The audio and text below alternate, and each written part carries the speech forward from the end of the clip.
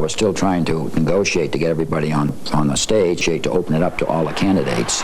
But George Bush marches up in through the door and up to the stage and sits there alone. That's my memory, and then there's sort of a pause, and people are wondering, I think, and no one quite knows what's going to happen next. Is Ronald Reagan going to go up on that stage or not? Are the other candidates going to go up on that stage or not? To have all 7 of them there at once was, I think, not coincidence. When did you know or finally accept the fact that all 7 were going to come out on stage? When they walked past me onto the stage. The first I knew that they were going to be on the stage was when I saw them coming out on the stage. Someone did ask me if chairs were going to be provided, and I said no. They don't.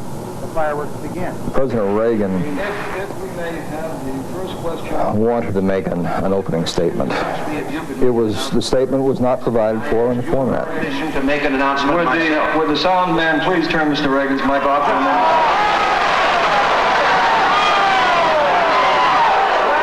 Is this on? Mr. Green, would you turn that microphone You off, asked for me if you would... I am paying for this microphone, Mr. George Bush is a thorough gentleman, and we'd all agree with that.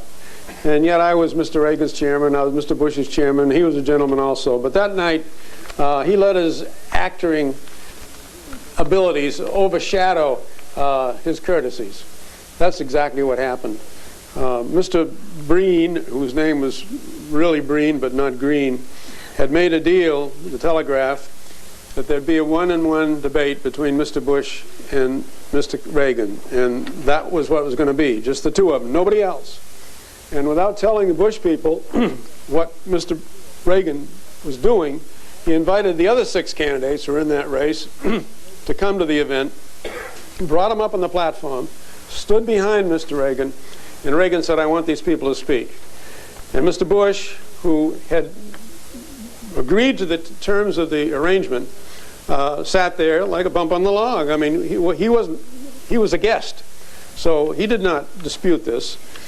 But the moderator, Mr. Breen, was so upset by it that he told Mr. Reagan he's going to turn off his microphone. And Mr. Reagan, being an actor and being able to jump in the moment, made history by saying, "I paid for this microphone, Mr. Green," and in fact he had paid for it. The Reagan people wanted the debate, so they paid for it, and that's what happened. But the story has been twisted so much that it made Mr. Bush look like he was the bad bunny, and really he wasn't. He was being a gentleman. He was behaving himself, and Mr. Reagan went beyond what I thought was a proper position for him to take under those circumstances.